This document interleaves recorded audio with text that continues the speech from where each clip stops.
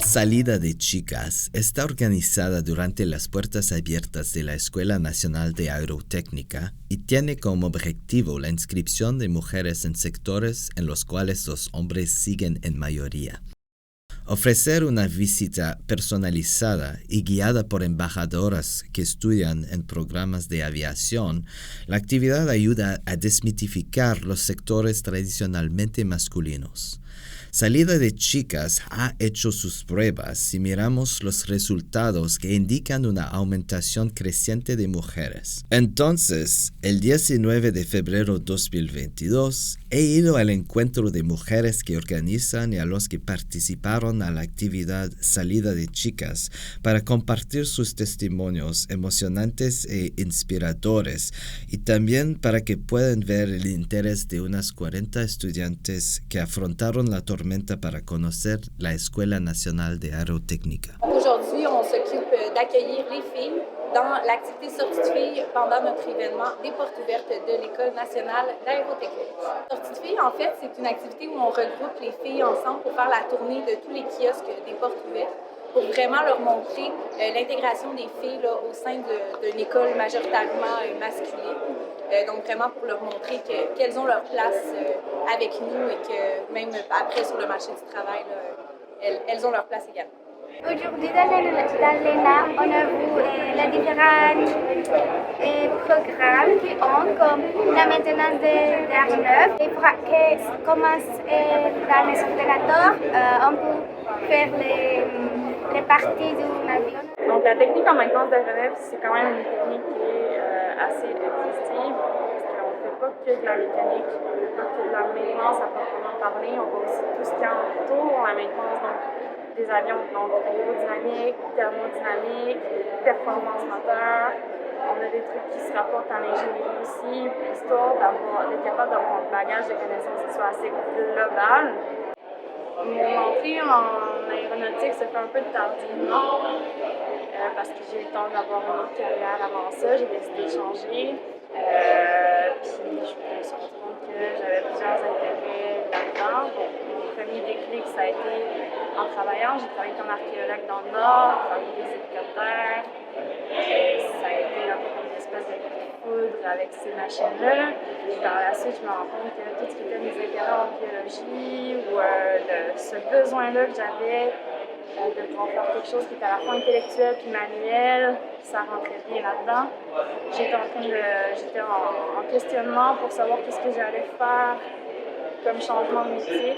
Ça a bien à donner. Puis en fin de compte, je suis ici puis je me demande même pourquoi est-ce que j'ai pas fait ce changement-là avant. Oui, je crois que je peux te dire ici, c'est intéressant.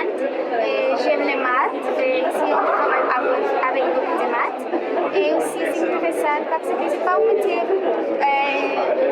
tous les filles en année.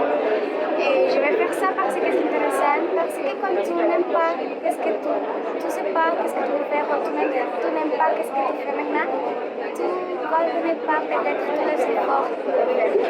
Mais si tu sais que tu aimes, tu vas le faire et ça va être le fun de le faire. Dans le fond, en avionique, c'est la vérification et le dépannage des circuits électriques, comme ça peut être des circuits numériques. On voit tout ce qui est les composants. On a des maquettes aussi qui nous apprennent à les dépanner selon les procédures ou quoi que ce soit. J'ai commencé à étudier en aéronautique, tout simplement, ça a été un coup de chance. Je visitais des stands de cégep ou quoi que ce soit. Puis j'ai vu l'aéronautique, j'ai vu comment les profs étaient passionnés, qui étaient présents, ils étaient passionnés, ça n'avait aucun sens.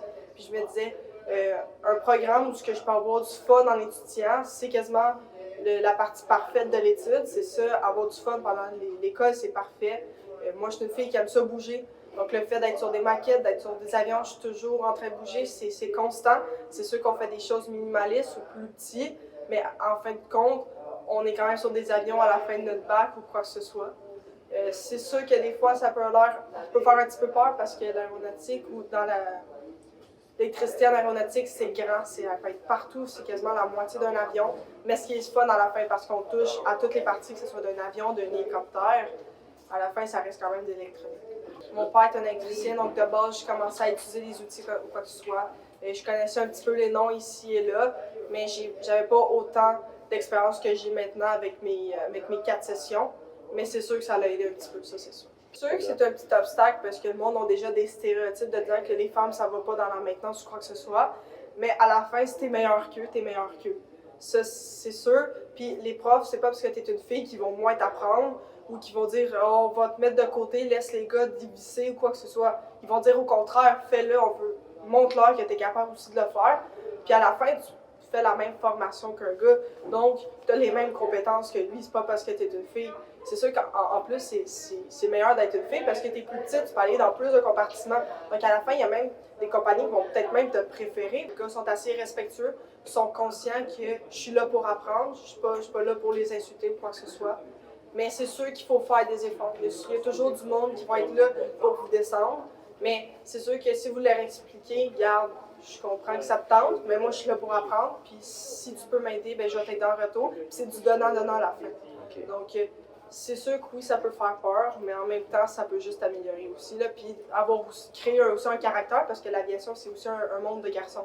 Donc, ça t'introduit aussi à ce monde d'hommes-là.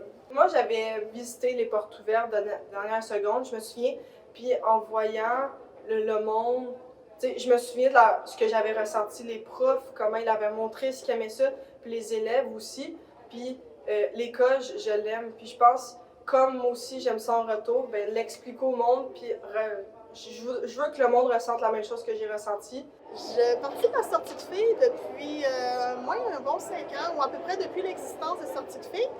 C'est une activité qui m'a interpellée beaucoup parce que quand j'ai fait le programme, moi c'était à Yard, par contre, j'étais 1 sur 60. Donc juste à m'entendre parler, le tarif, je savais j'étais qui. Tandis qu'ici, ben, quand même, ça a passé d'un 6-7%, on est rendu à un 12-15%. Alors, c'est beaucoup plus intéressant. Ça commence à faire boule de neige.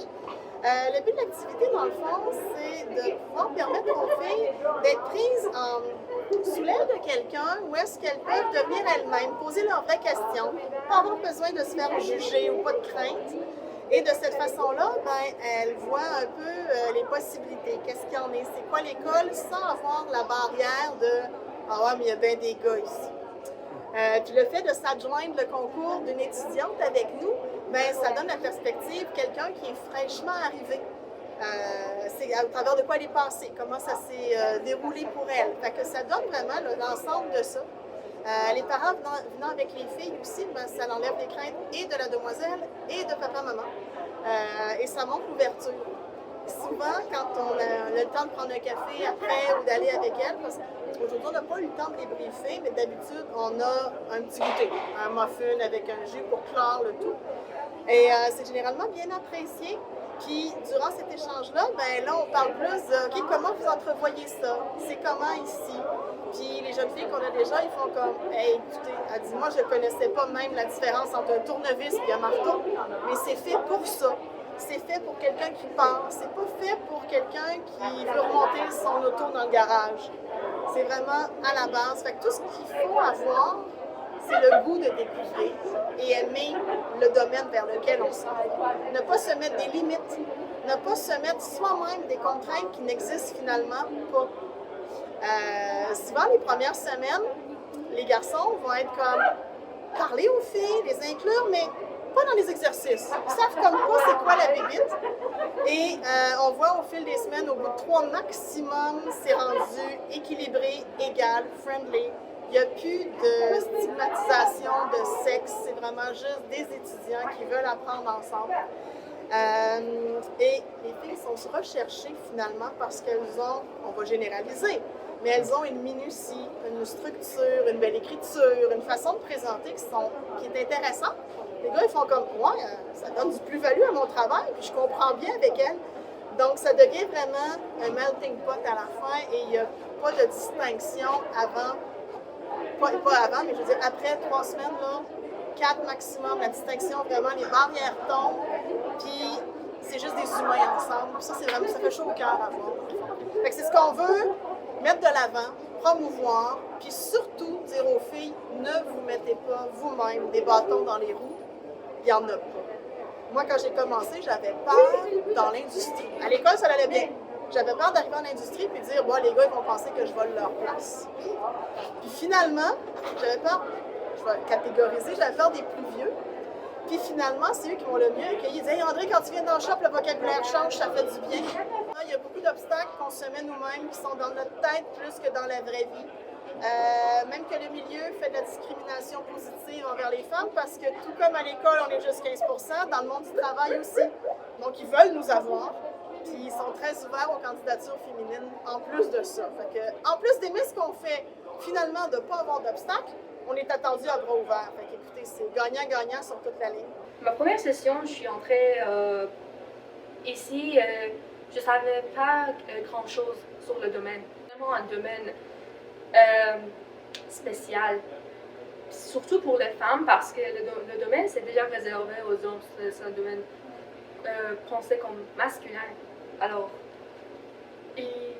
c'est vraiment important, la présence des femmes et des filles ici à l'ENA, surtout parce qu'on peut prouver notre capacité à montrer au monde qu'on est aussi capable.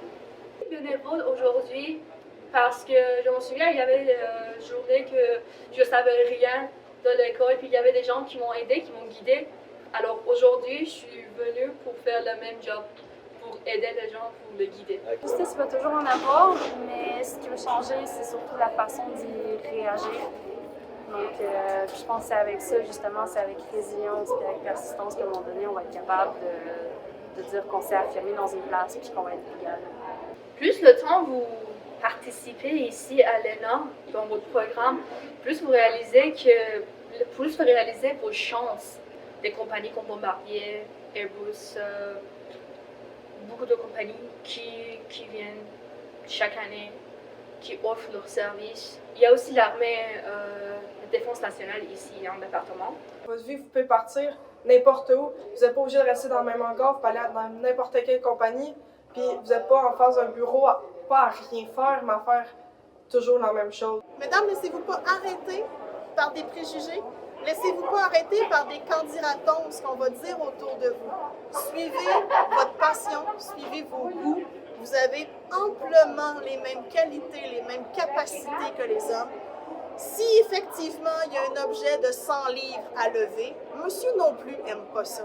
Puis vous allez avoir l'intelligence d'aller chercher la bonne machine pour le faire parce que vous n'aurez pas un ego trop gros. Fait que foncez, mesdames!